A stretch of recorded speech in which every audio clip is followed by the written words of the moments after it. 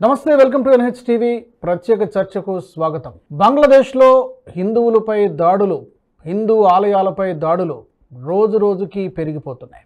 తాజాగా అంటే శనివారం తెల్లవారుజామున మరొక ఇస్కాన్ టెంపుల్పై దాడి జరిగింది. నిప్పు పెట్టేశారు దుండగులు. ఇప్పటికే అంతర్జాతీయంగా చాలా తీవ్రమైనటువంటి వ్యతిరేకత వ్యక్తమవుతోంది. అటు అమెరికా రెస్పాండ్ అయింది, బ్రిటన్లో ఎంపీలు మాట్లాడుతున్నారు, భారత్ కూడా చాలా తీవ్రమైన ఒత్తిడి చేసేటువంటి ప్రయత్నం చేస్తోంది. కానీ ఇన్ని ఒత్తిడుల మధ్య కూడా బంగ్లాదేశ్లో అల్లరిమూకలు, దుండగులు హిందువులపైన, హిందూ ఆలయాలపైన దాడులు చేయడం ఆపటం లేదు. ఈ వీడియోలో నేను ఒక 2-3 క్వశ్చన్స్కి సమాధానాలు రాబట్టేటువంటి ప్రయత్నం చేస్తాను. నెంబర్ 1, అసలు బంగ్లాదేశ్ ఏం కోరుకుంటోంది? బంగ్లాదేశ్ భారత్తో యుద్ధం కోరుకుంటుందా? అందుకే ఇంతగా రెచ్చిపోతుందా? మహమ్మద్ యూనస్ ఎవరి అండ చూసుకొని రెచ్చిపోతున్నారు? అమెరికా సపోర్ట్ చేస్తుందా? 2, బంగ్లాదేశ్ మరొక ఆఫ్ఘనిస్తాన్ లాగా మారబోతోందా? అంటే ఇస్లామిక్ రాడికలైజేషన్ ఉగ్రవాదుల చేతిలో లేదా డీప్ స్టేట్ చేతిలో ఒక పపెట్ లాగా మారిపోయిందా? ఆ ప్రభావమే ఇప్పుడు మనకి కనిపిస్తోందా అనేది రెండో విషయం. మూడవది, భారత ప్రభుత్వం ఎందుకని రెస్పాండ్ అవ్వాల్సినంత గట్టిగా రెస్పాండ్ కావట్లేదేమో అని ఒక సగటు భారతీయుడికి ఎక్కడో ఒక సందేహం ఉంది.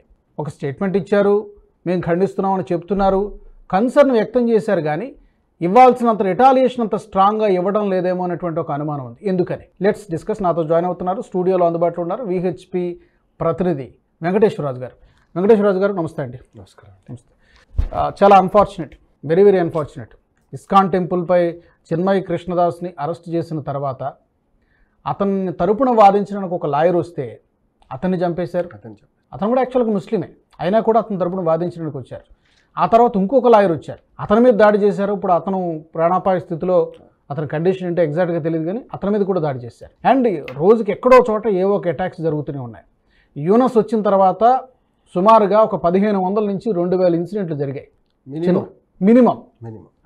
ఇన్ని ఇన్సిడెంట్లు జరిగాయి. సో నా ఫస్ట్ క్వశ్చన్ ఏంటంటే, బంగ్లాదేశ్ భారత్తో యుద్ధం కోరుకుంటుందా? ఏం జరుగుతుంది? రాజుగారు, ఒక విషయం ఏంటంటే దీన్ని చాలా డెప్త్గా ఆలోచించాల్సినటువంటి అవసరం ఉంది.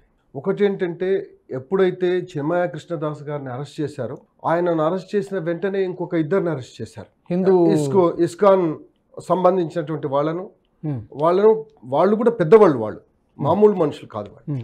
కానీ వాళ్ళు ఇంతవరకు ఎక్కడున్నారు ఏంటి అనేటువంటిది వాళ్ళ ఆచూకీ తెలియదు. ఇంతవరకు వాళ్ళని ఎక్కడ పెట్టారు, ఏంటి, చంపేశారా, ఉంచారా లేదా అనేటువంటిది తెలియదు. దాని తర్వాత ఎవరెవరైతే వారికి సపోర్ట్ చేస్తున్నారో, లేకపోతే హిందువులకు సపోర్ట్ చేస్తున్నారో, ఒక పెద్ద లెవెల్లో ఉండేటువంటి వాళ్ళందరినీ కూడా అరెస్ట్ చేయడం మొదలుపెట్టారు. ఇది ఒక వైపు నడుస్తూ ఉంటే, ఇప్పుడు లేటెస్ట్గా పరిస్థితి ఏంటంటే, ఒక 10 రోజుల నుంచి, 10 రోజులు అంటే ఒక 7-8 రోజులు ఉండే జరుగుతున్నటువంటి విషయాలు ఏంటంటే, చిత్తగాంగ్ యూనివర్సిటీలో, తర్వాత మిగతా చుట్టుపక్కల ఉన్నటువంటి పెద్ద యూనివర్సిటీ, పెద్ద కాలేజీలలో ఎవరెవరైతే విద్యార్థులు ఉన్నారో వాళ్ళను ఏరి చున్కే అంటారు కదా, ఏరి వాళ్ళ మీద దాడులు చేసి వాళ్ళని చంపుతున్నటువంటి పరిస్థితి. చంపేస్తున్నారు దారుణంగా, కట్టెలతో కొట్టి చంపేస్తున్నారు. ఇది జరుగుతున్నటువంటి. ఇదంతా ఎవరు చేస్తున్నారు? జమాతా ఇస్లామీ వాళ్ళు చేస్తున్నారా? ఎందుకంటే ఈ మధ్య బంగ్లాదేశ్ అక్కడ అఫీషియల్గానే జైలులో ఉన్నటువంటి, చాలా కాలంగా జైలులో ఉన్నటువంటి నేరస్తులు తప్పించుకుపోయారు. వాళ్ళు కానీ చేస్తున్నారు. అవును. అయితే వాళ్ళు చేయడం కాదండి, విషయం చెప్తున్నాను. Government is giving support to the radicals. అదే అంటున్నాను, కావాలని విడుదల చేసేసారా? ఎస్, అంటే గవర్నమెంట్ ఎవరైతే ఈ యొక్క దాడులను చేస్తున్నారో వాళ్ళకి ఎట్టి పరిస్థితుల్లో వాళ్ళకు సపోర్ట్ చేస్తున్నటువంటి అనేకమైనటువంటి దాఖలాలు ఉన్నాయి. నెంబర్ 1. నెంబర్ 2 ఏంటంటే, వాళ్లకు బైడెన్, ఇప్పుడు ఎవరైతే యూనస్ ఉన్నాడో, యూనస్ బైడెన్ యొక్క నిజంగా అనుచరుడు అని చెప్తున్నారు ప్రస్తుత పరిస్థితుల్లో. అసలు ఇతనికి నోబెల్ పీస్ ప్రైజ్ ఇప్పించిందే అమెరికా. అప్పుడే గ్రౌండ్ ప్రిపేర్ చేశారు, ఇప్పుడు రంగంలోకి దించారని అనుకుంటారు చాలా మంది అట్లా అనుకుంటున్నారు. బైడెన్ గివింగ్ ద సపోర్ట్ అని చెప్పేసి ఒకటి. ఎందుకంటే ఇప్పుడు అక్కడ ట్రంప్ గెలిచాడు, రేపు ఎల్లుండో ఇంకొక జనవరిలో ఆయన 20th ఆయన ఏది ప్రెసిడెంట్గా, ఆ లోపటనే ఏదో ఒక అలజడి లేపాలి, ఏదో ఒకటి గొడవ దేపాలి, ఏది భారతదేశం అవిచ్ఛిన్నంగా ఉండాలి అనేటువంటి ఉద్దేశం అనేటువంటిది ఆ బైడెన్ వాళ్ళ యొక్క గ్రూప్. నా క్వశ్చన్ ఏంటంటే, ఇప్పుడు బంగ్లాదేశ్లో అల్లర్లు జరుగుతున్నాయి, భారత్ మీద ఎలాంటి ఇంపాక్ట్ ఉంటుంది? అవునండి, ఇప్పుడు ఒక విషయం చెప్పాలా, నిజంగా కూడా ఇప్పుడు వాళ్ళు హిందువులే, మనవులు హిందువులే, అది సిమిలారిటీ. ఓకే, ఏం చెప్పదలుచుకున్నారు? మెసేజ్ ఏంటి? ఆ ప్రభావం మన మీద ఎలా ఉంటుంది, భారత్ మీద ఎలా ఉంటుందని మీరు అనుకుంటున్నారు? బయలాటరల్ రిలేషన్స్ ఎలా ఉంటాయంటే, ఒక దేశం ఇంకో దేశం కరెక్ట్గా ఉంటేనే వీళ్ళు వాళ్ళకు ఉండేటువంటి ఏదైతే ఆ యొక్క రాయబారాలు ఏవైతే ఉన్నాయో అవి కరెక్ట్ జరగకపోతే డెఫినెట్గా రేపు ఏదో ఇంకొక విషయం కూడా చెప్తున్నాను, వాళ్ళు యుద్ధానికి సన్నద్ధం అవుతున్నారా అనేటువంటి అవి కూడా ఇవాళ చాలా మంది పెద్దవాళ్ళు ఆలోచిస్తున్నారు. ఎందుకంటే చెప్పినటువంటి మాట ఇవాళ చాలా మన గవర్నమెంట్ వర్డ్స్, భారత్ ఎక్కడ, బంగ్లాదేశ్ ఎక్కడ, మన క్యాపబిలిటీ ఏంటి, బంగ్లాదేశ్ క్యాపబిలిటీ ఏంటి, పిచ్చుకు లాంటిదే కదా పంపడం. కోర్స్ ఎట్లా అంటే ఎవరండ చూసుకుని యుద్ధానికి సిద్ధం అవుతున్నారు అనుకోవాలి. ఇప్పటి వరకు వాళ్ళు చూస్తున్నటువంటి బైడెన్ ఓపెన్ సీక్రెట్. అది బైడెన్ ఇంక అయిపోయింది కదా, టర్మ్ అయిపోయినట్టే కదా, ఇంకెళ్ళిపోతున్నాడు. అంటే బైడెన్ చూసుకునేంత వరకు ఆయన అయితే ఆపద్ధర్మం కదా, ఆపద్ధర్మం ఉంటాడు కదా, కాబట్టి అంతవరకు కూడా లాగాలనేటువంటి ఉద్దేశం వీళ్ళది. నెంబర్ 1.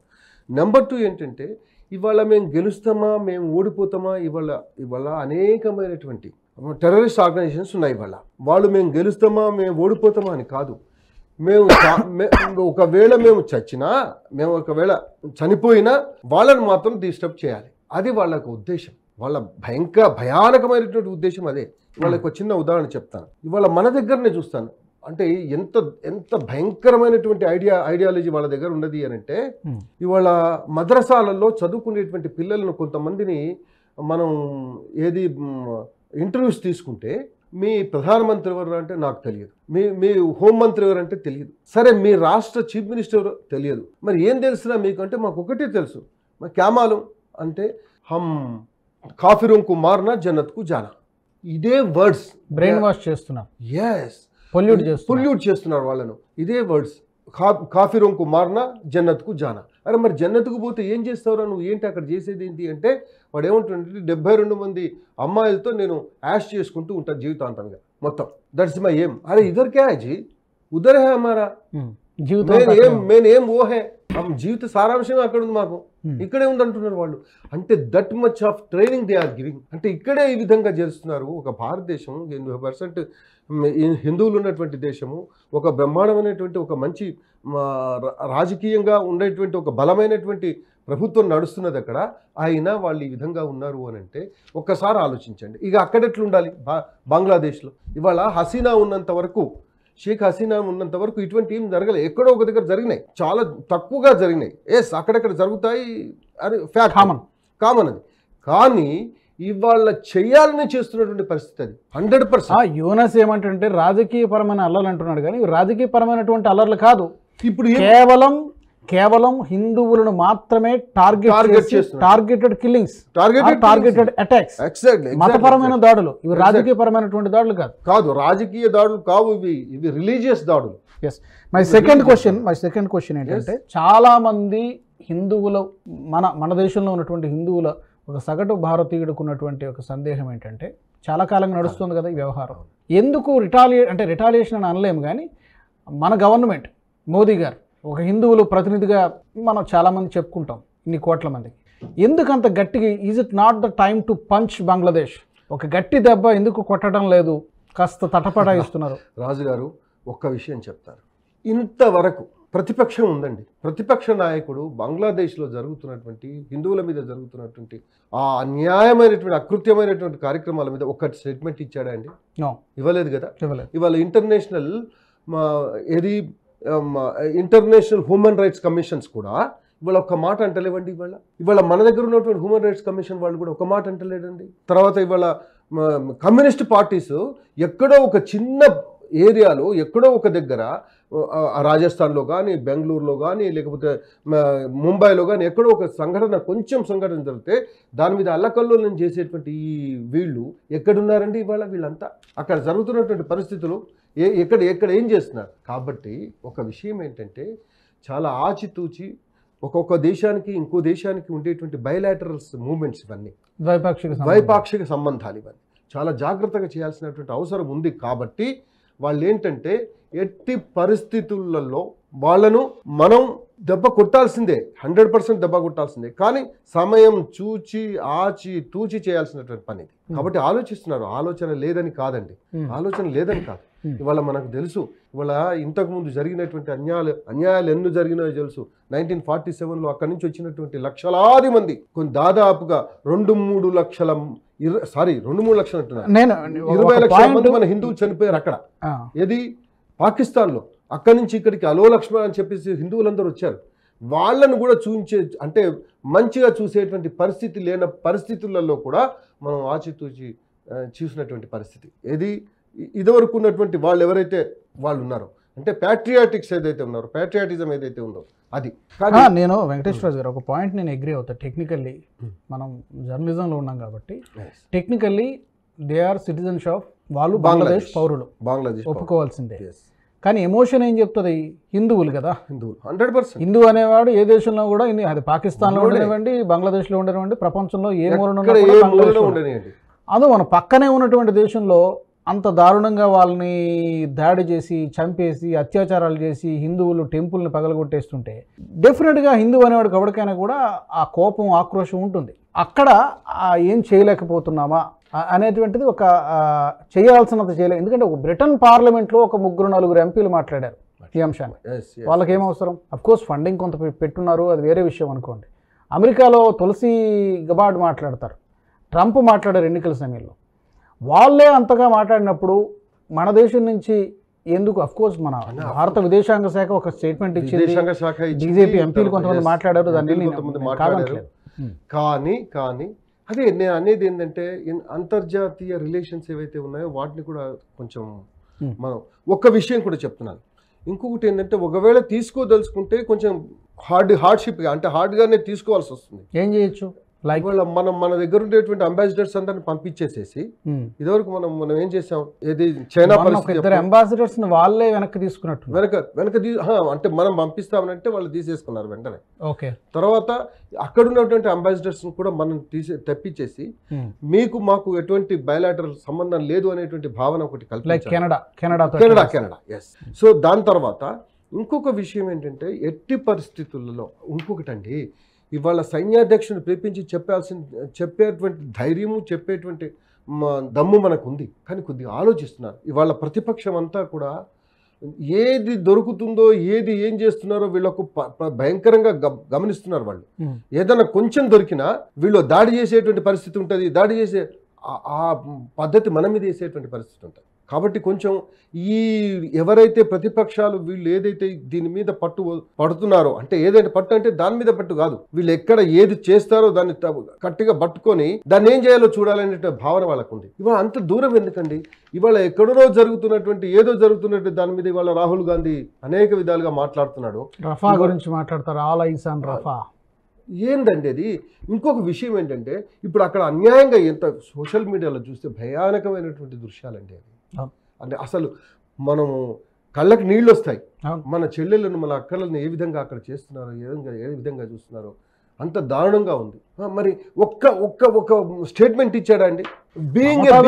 మాట్లాడారు, ఆమె మాట్లాడారు ప్రధానమంత్రి తర్వాత అనుకోండి, ఇంకోటి అనుకోండి, మమతా బెనర్జీ మాట్లాడారు కాస్త కూస్తూ. రాహుల్ గాంధీ నోటి నుంచి ఆ మాట కూడా రాలేదు. సో ఫైనల్లీ ఖర్గే అంటున్నాడు ఇవాళ. ఖర్గే ఏం చెప్తున్నాడు? ఖర్గే ఏం చేస్తున్నారు వీళ్ళంతా? ఇవాళ వీళ్ళంతా ఆఫ్టర్, అంటే ప్రైమ్ మినిస్టర్ తర్వాత పోస్ట్ ఏది రాహుల్ గాంధీది. అటువంటి ఆయన ఇవాళ he has not given any statement on that. మనం ఏమనుకోవాలి? ఇవాళ వాళ్ళు ఎవరి గురించి ఆలోచిస్తున్నారు? ఇవాళ వాళ్ళ పార్టీ ఏమో ఆలోచిస్తుంది ఇవాళ. సో ఫైనల్లీ నా క్వశ్చన్ ఏంటంటే, బంగ్లాదేశ్ మరొక ఆఫ్ఘనిస్తాన్ లాగా, పాకిస్తాన్ లాగా తయారు కాబోతోందా? ఎందుకంటే ఆఫ్ఘనిస్తాన్ చరిత్ర అందరికీ తెలుసు, మన ప్రేక్షకులందరికీ తెలుసు. తుపాకులు పట్టుకొని అక్కడ ప్రభుత్వాలు ఇంకేం ఉండవు, అంతా వాళ్ళే ఉగ్రవాదులను నడిపిస్తారు. అలాంటి పరిస్థితి ఏమైనా బంగ్లాదేశ్లో రాబోతుంది? ఎందుకంటే బ్రిటన్ ఆల్రెడీ చెప్పింది, కొన్ని ఉగ్ర దాడులు జరగవచ్చు, టెర్రరిస్ట్ అటాక్స్ చేయొచ్చు, అనుమానం కూడా బ్రిటన్ ఆల్రెడీ ముందే హెచ్చరించింది. అలాంటి పాసిబిలిటీ ఉందా? ఆఫ్ఘనిస్తాన్ లాగా మారొచ్చా? రాజు గారు, అసలు యాక్చువల్గా పాకిస్తాన్లో కానీ, బంగ్లాదేశ్లో కానీ, ఇంకా ముఖ్యంగా పాకిస్తాన్లో అయితే అసలు యాక్చువల్గా ప్రజాస్వామ్యం కాదే, ఆర్మీ మార్షల్లా. అంతే. వాళ్ళు ఏమన్నా కొద్దిగా వీళ్ళు తోక జాడించి వాళ్ళు వెంటనే దాన్ని కట్ చేసేస్తారు. అటువంటి పరిస్థితి అక్కడ ఉంది. సేమ్ ఇక్కడ కూడా అదే పరిస్థితి. కానీ ఇంకొక విషయం కూడా చెప్తున్నాను, ఇవాళ ఎండి యూనస్ ఉన్నంత వరకు కూడా ఆ బంగ్లాదేశ్లో జరిగేటువంటి ఈ అల్లర్లన్నీ భయంకరంగా జరుగుతాయి, భయానకంగా జరుగుతాయి. అక్కడ టెర్రరిస్ట్ ఆర్గనైజేషన్స్ కూడా పనిచేస్తున్నాయని ఈ మధ్య అభిజ్ఞ వర్గాల ద్వారా మనకు తెలుస్తున్నాయి. ఇది చాలా డేంజరస్ ఇష్యూ తయారవుతుంది. దీని యొక్క అంతం ఎంత ఘోరంగా ఉంటుందంటే మనం ఊహించలేమండి. వాళ్ళు పతనానికి దారి తీసుకుంటున్నారు. ఒక్క విషయం అండి, మనం అందరం ఏం ఆలోచించాలి, సస్యశ్యామలంగా ఉండాలి, శాంతియుతంగా ఉండాలి, డెవలప్మెంట్ కావాలి అని చూసుకుంటాం. ఇవాళ ఆఫ్ఘనిస్తాన్ ఏం డెవలప్మెంట్ అయిందండి? ఇవాళ సిరియా ఏం డెవలప్మెంట్ అయిందండి? ఇవాళ వాళ్ళంతా వాళ్ళు ఇరాక్ కొట్టుకుని చేస్తున్నారు. అదే జరుగుతుందేమో. అది రేపు పరిస్థితి ఏంటి? వాళ్ళ పాకిస్తాన్లో ఒక బన్ను 370 రూపాయలు, దానికి ఒక బన్ను. అంటే మన విషయం చెప్తున్నాను. అంటే ఆలోచించండి ఎంత దారుణమైనటువంటి పరిస్థితి. ఆర్థిక మాంద్యంలో కొట్టి ముట్టాడుతున్నారు వాళ్ళు. ఎవరు తెచ్చుకున్నారు? వాళ్ళే తెచ్చుకునేటువంటి పరిస్థితి. ఇవాళ మన ఎకానమీ ఎంత బ్రహ్మాండంగా పెరుగుతుంది. మనం కావాలనేది మన అందరం అంటున్నది ఏంటి? శాంతియుతంగా ఉండాలి, శాంతియుతంగా చేయాలనేది. వాళ్ళ పరిస్థితి అదే విధంగా ఉంటే వాళ్ళు పతనమవుతారు ఇవాళ, నో క్వశ్చన్. కానీ ఒక్క విషయం మాత్రం నేను ఒకటి చెప్తున్నాను. హిందువులలో ఉండేటువంటి ఆ సహనం అనేటువంటిది ఏదైతే ఉందో అది నేను ఒక విషయం చెప్తాను. లక్షలాది మంది, వేలాది మంది కాదండి, లక్షలాది మంది వాళ్ళు ర్యాలీ తీశారు. ఒక్కరన్నా ఒక అంటువర్డ్ ఇన్సిడెంట్ ఏమైనా చేశారా? కానీ దాని మీదనే లాఠీ చార్జ్ చేశారు. బంగ్లాదేశ్ పోలీసులు వాళ్ళని లాఠీ చార్జ్ చేసి పంపించారు. విషయం చెప్తాను. Very sad. నిజంగా అది దీనికి ఫుల్ స్టాప్ పడాలి. ఎక్కడో చోట ఫుల్ స్టాప్ పడాలి. డెఫినెట్గా పడాలి. అనేది ఏంటంటే భారత ప్రభుత్వం కూడా దీని చొరవ తీసుకోవాలి. ఇప్పుడు సర్జికల్ స్ట్రైక్ చేశారు. ఎంత ఇమ్మీడియట్గా చేసి ఎంత ఇమ్మీడియట్గా వచ్చారు. అదే విధంగా దీని మీద కూడా ఏదో ఒకటి ఆలోచించాల్సిన అవసరం. అజిత్ దోవల్ గారు ఉన్నారు, ఇంటర్నేషనల్ రిలేషన్షిప్, బయలాటరల్ రిలేషన్షిప్, తర్వాత ప్రధానమంత్రి గారు, వీళ్ళందరూ కూర్చొని దీని మీద ఏదో ఒకటి తీసుకోవాలి. మనకు రేపు రాబోయేటువంటి ట్రంప్ గవర్నమెంట్ కూడా మనకు సహాయం చేసేటువంటి మనకు మంచి పరిస్థితి ఉంది. Thank you very much Venkateswararaju గారు. Thank you very much for joining us. ఇది ఇవాల్టి ప్రత్యేక చర్చ. భారత ప్రభుత్వం చొరవ తీసుకోవాల్సినటువంటి అవసరం ఉందనేటువంటిది చాలామంది హిందువులు, భారతీయులు కోరుకుంటున్నారు. మరి ట్రంప్ వచ్చిన తర్వాత లేకపోతే అంతకుముందు ఇంకేమైనా జరుగుతుందో మనం చూడాలి. బ్రిటన్ కూడా స్పందిస్తుంది, అమెరికా స్పందిస్తుంది. భారత్ కూడా మరింత వేగంగా అడుగులు ముందుకు వేసి అక్కడ ఉన్నటువంటి హిందూ సోదరుల్ని, సోదరీమణుల్ని ఆదుకోవాలి. వాళ్ళ భద్రత గురించి ఆలోచించాల్సినటువంటి అవసరం ఎంతైనా కనిపిస్తోంది. ఇది వాటి ప్రత్యేక చర్చ. Keep watching NHTV. ఈ వీడియో మీకు నచ్చినట్టయితే లైక్ చేయండి, 10 మందికి షేర్ చేయండి. అలాగే కామెంట్ల రూపంలో మీ అభిప్రాయాలను మాతో పంచుకోండి. Nationalist hub group of channels ను సబ్స్క్రైబ్ చేసుకుని తెలుగునాట జాతీయవాద జర్నలిజాన్ని ప్రోత్సహించండి. ఈ వీడియో కింద ఉన్న బెల్ ఐకాన్ పై క్లిక్ చేయడం మర్చిపోవద్దు.